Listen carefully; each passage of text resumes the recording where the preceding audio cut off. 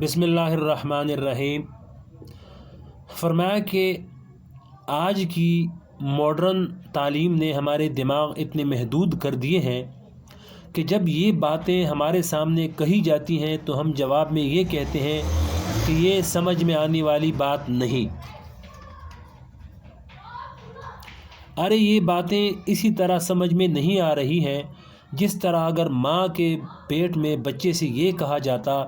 کہ 9 ماہ بعد جس کمرے میں تم جانے والے ہو وہ تمہاری اس دنیا سے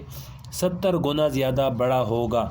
جس طرح وہ بات اس بچے کی عقل میں نہیں آ سکتی، اسی طرح یہ بات آج ہماری عقل میں نہیں آ رہی ہے، لیکن یہ حقیقت ہے اور دیکھنے والوں نے دیکھی ہے۔ دیکھنے والے محمد الرسول اللہ صلی اللہ علیہ وسلم ہیں، جنہوں نے اپنی آنکھوں سے دیکھ کر اس کی اطلاع ہمیں دے دی ہے۔ بہرحال قرآن کریم اس طرف توجہ دلا رہا ہے کہ جن چیزوں سے تم دل لگائے ہوئے ہو، ان کو تم خود اپنی آنکھوں سے دیکھ رہے ہو کہ جو چیزیں ایک مرحلہ میں محبوب تھیں وہی چیزیں اگلے مرحلہ میں تمہیں قابل نفرت معلوم ہوتی ہیں۔ چنانچہ قرآن کریم نے فرمایا وَمَا الْحَيَاةُ الدُّنْيَا إِلَّا مَتَاعُ الْغُرُورِ، یعنی دنیا کی زندگی دھوکہ کا سامان ہے۔ ہر وقت دھوکہ کھا رہے ہو، بچپن میں دھوکہ کھایا، جوانی میں دھوکہ کھایا، بڑھاپے میں دھوکہ کھایا، اور اب بھی پیغمبروں کی بات نہیں مانو گے تو دھوکہ کھاؤ گے، اس لیے اس دنیا میں دل نہ لگانا۔ تقی عثمانی صاحب فرماتے ہیں کہ میرے والد ماجد حضرت مولانا مفتی محمد شفیع صاحب رحمۃ اللہ علیہ اپنے بچپن کا ایک قصہ سنایا کرتے تھے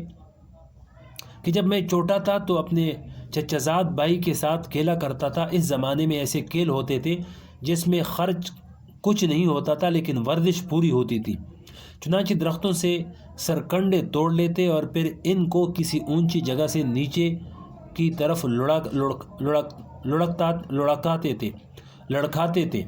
نیچے گراتے تھے۔ بچوں میں اس بات میں مقابلہ ہوتا کہ کس کا سرکنڈا سب سے آگے نکلتا ہے۔ جس کا سرکنڈا آگے نکل جاتا وہ جیت جاتا اور وہ بچہ دوسرے بچوں کے سرکنڈوں پر قبضہ کر لیتا۔ اب سرکنڈے کو پھینکنے کا ایک خاص طریقہ ہوتا تھا، اگر اس طریقے سے پھینکا جاتا تو وہ سرکنڈا سب سے آگے نکل جاتا تھا۔ میرا چچا زاد بھائی بڑا ہوشیار تھا، وہ جانتا تھا کہ کس طرح سے سرکنڈا پھینکا جائے تو وہ آگے نکل جائے گا۔ چنانچہ وہ بھی اوپر سے اپنا سرکنڈا پھینکتا اور میں بھی پھینکتا، لیکن ہر مرتبہ اس کا سرکنڈا آگے نکل جاتا اور پھر وہ میرے سرکنڈے پر قبضہ کر لیتا، یہاں تک کہ میں نے جتنے سرکنڈے جمع کیے تھے وہ سب اس نے جیت لیے۔ آج بھی مجھے اس روز کی دل کی کیفیت یاد ہے کہ مجھے ایسا محسوس ہوا کہ وہ سرکنڈے کیا گئے کہ میری کائنات ویران ہو گئی، میری دنیا اندھیری ہو گئی، میرا سب کچھ لٹ گیا۔ اس دن کے صدمہ کی کیفیت آج بھی مجھے یاد ہے۔ آگے فرمایا کہ وہاں پتہ چل جائے گا، لیکن آج جب اس واقعہ کو یاد کرتا ہوں تو یہ خیال آتا ہے کہ کس بے وقوفی اور حماقت میں مبتلا تھا، کس چیز کو کائنات سمجھا ہوا تھا۔ یہ واقعہ سنانے کے بعد فرماتے ہیں کہ کل قیامت کے دن جب اللہ تبارک و تعالیٰ کے حضور حاضری ہوگی اور جنت اور جہنم کے مناظر سامنے آئیں گے، اس وقت پتہ چلے گا کہ یہ زمین، یہ جائیدادیں، یہ ملیں، یہ کارخانے، یہ کاریں، یہ گاڑیاں، یہ بنگلے وغیرہ جس پر لڑائیاں ہو رہی تھیں، جس پر جھگڑے ہو رہے تھے، جس پر مقدمہ بازیاں ہو رہی تھیں، یہ سب ان سرکنڈوں سے زیادہ بے حقیقت ہیں۔ اس وقت آنکھوں پر ان دنیاوی لذتوں کا اور خوشنمائیوں کا اور خوبصورتیوں کا پردہ پڑا ہوا ہے، اور اس کے نتیجے میں انہی چیزوں کو سب کچھ سمجھے بیٹھے ہوئے ہیں۔ قرآن کریم ہم سے یہ مطالبہ کر رہا ہے کہ اس دنیا میں رہو اور اس دنیا کو برتو، لیکن اس دنیا کی حقیقت کو نہ بھولو۔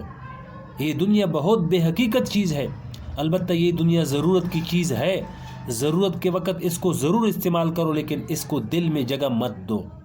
اس کے ساتھ دل نہ لگاؤ، اس کو اپنے دل و دماغ پر سوار مت کرو، اس کو اپنے اوپر حاوی اور غالب نہ ہونے دو۔ جس دن یہ دنیا تمہارے اوپر غالب آ گئی، اس دن یہ دنیا تمہیں ہلاک اور تباہ کر دے گی۔ یہ ہے اس دنیا کی حقیقت۔ اسی حقیقت کو بیان کرنے کے لیے بار بار انبیاء علیہ السلام بھیجے گئے، اور انبیاء علیہ السلام کا سلسلہ ختم ہونے کے بعد وارثان نبی اسی کام کے لیے بھیجے جاتے ہیں کہ وہ آ کر لوگوں کو یہ بتائیں کہ جس چیز پر تم مر رہے ہو وہ بہت بے حقیقت چیز ہے، اس کو ضرورت کے تحت ضرور اختیار کرو، لیکن دن رات اس کے اندر انہماک پیدا نہ کرو۔ حضرت ابو ہریرہ رضی اللہ سے روایت ہے کہ حضور پاک صلی اللہ علیہ وسلم نے ارشاد فرمایا کہ الدنیا سجن المؤمن و جنت الکافر، یعنی یہ دنیا مومن کا قید خانہ ہے اور کافر کی جنت ہے۔ جنت ہونے کا مطلب یہ ہے کہ اس کی منزل مقصود ہی یہ دنیا ہے، یعنی کافر کی منزل مقصود ہی یہ دنیا ہے، اس دنیا سے آگے زندگی کا کوئی اور مقصد نہیں ہے۔ اور قید خانے کا مطلب یہ نہیں ہے کہ مومن کو اس دنیا میں تکلیف ضرور ہوگی، بلکہ قید خانے کا مطلب یہ ہے کہ یہ دنیا مومن کے لیے ایک عارضی رہائش گاہ ہے، جیسے قید خانہ عارضی ہوتا ہے۔ اس لیے مومن اس دنیا سے دل نہیں لگاتا اور صبح سے لے کر شام تک کی ساری محنت اسی پر خرچ نہیں کرتا۔ مومن کے لیے یہ دنیا قید خانہ تو ہے، لیکن قید خانے میں تکلیف ہونا تو کوئی ضروری نہیں۔ ایسے بھی قید خانے ہوتے ہیں جس میں آدمی آرام سے کاپی رہا ہے اور مزے اڑا رہا ہے، جیسے آج کل جیل کے اندر ایک کلاس ہوتی ہے جس میں VIP لوگ رکھے جاتے ہیں اور ان کو وہاں VIP سہولتیں دی جاتی ہیں، مثلاً اعلیٰ درجے کے بستر ہوتے ہیں، اعلیٰ درجے کے کھانے مہیا ہوتے ہیں، باورچی موجود ہوتے ہیں، جیسا کھانا چاہیں ان سے پکوا لیں، کمرہ میں ایئر کنڈیشن لگا ہوا ہے، اخبار اور رسالے وغیرہ وقت پر پہنچائے جاتے ہیں، تمام سہولتیں موجود ہیں، ہر قسم کی راحت اور آرام کا سامان موجود ہے، لیکن اس کے باوجود وہ قید خانہ ہے۔ کوئی اگر اس آرام دہ قید خانے میں رہنے والے سے کہے کہ آپ کو تو یہاں بڑا آرام مل رہا ہے، براہ کرم آپ ساری عمر یہاں تشریف فرما رہے ہیں، تو وہ شخص کبھی بھی وہاں رہنے کے لیے تیار نہیں ہوگا، کیونکہ آرام راحت سب کچھ صحیح، لیکن یہ قید خانہ ہی ہے اور یہ ہمیشہ رہنے کی جگہ نہیں ہے، بلکہ عارضی طور پر رہنے کی جگہ ہے، چنانچہ وہ وہاں سے نکلنے کی فکر کرے گا۔ بہرحال حضور پاک علیہ السلام نے فرمایا کہ یہ دنیا مومن کے لیے قید خانہ ہے، یعنی اگر اس کے پاس دنیا میں مال و دولت ہو، نوکر چاکر ہوں، کوٹھی بنگلے گاڑیاں ہوں، دکان اور کارخانے سبھی کچھ ہو، لیکن مومن کو یہ حقیقت کبھی فراموش نہیں ہوتی کہ اس کو یہ چیز چھوڑ کر جانا ہے اور یہ دنیا ہمیشہ رہنے کی جگہ نہیں ہے، اس لحاظ سے یہ دنیا قید خانہ ہے۔ اس لیے ایک مومن کی یہ خواہش ہوتی ہے کہ میں جلد از جلد اپنے وطن اصلی یعنی جنت میں پہنچ جاؤں جو اللہ جل شانہ نے میرے لیے تیار کر رکھی ہے۔ آگے اور بھی تفصیل ہے کہ اللہ تعالیٰ سے ملاقات کا شوق،